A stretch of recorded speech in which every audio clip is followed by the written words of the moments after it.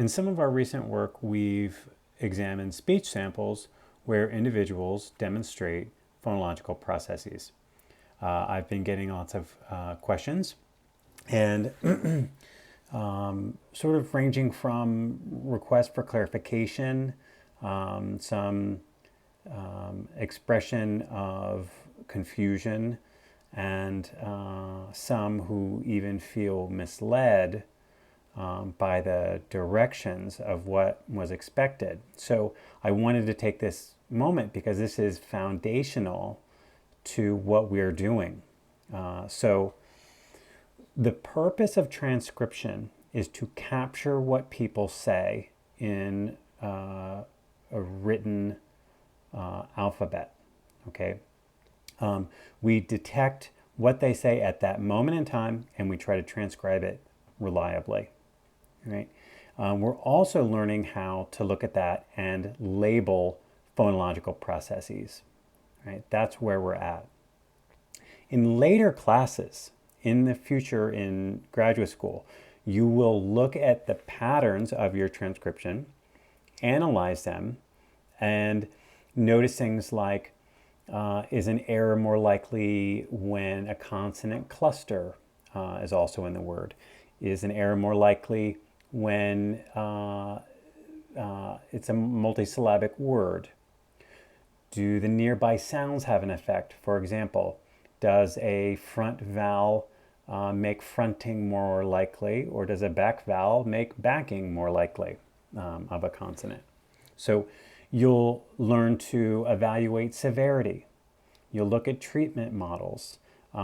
You're also going to look at strategies to see how place, manner, and voice can be used in target selection so that you can facilitate correct pronunciation. In other words, choosing the right combination of sounds might make it easier for a child to say something specifically they have trouble with. Okay? All of that comes later, but it relies on what you're learning right now. As you went through the speech samples this week, you were likely to find that the individuals sometimes did things correctly. That happens. That's real life. Sometimes people make mistakes and sometimes they don't. You might also have found that other errors were made that weren't listed in the directions. One of the speech samples had an individual who's 4 years old. So we already know that the child has not mastered all of the sounds of spoken English by 4 years old, so we would expect to see some errors, right? We still transcribe all the errors.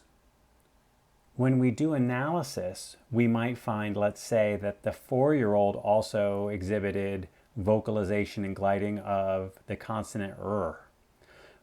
We wouldn't then treat that because that's normal. We don't expect 4-year-olds to have that sound necessarily, so that sound may come in later, so we might just continue to wait and watch that. So we transcribe the other errors, and we might find that sometimes the child doesn't make an error that we expect. So we would transcribe exactly as the word was said. What we don't do is we don't insert or impose a phonological process broadly across a sample where it didn't occur. So if we have a child who does vocalization, we don't do that everywhere vocalization is possible. We only transcribe it when that child demonstrates that process, okay? To impose it where it's possible but wasn't done actually is increasing the severity of the phonological process. You're saying this child has this process much worse than they actually do, okay?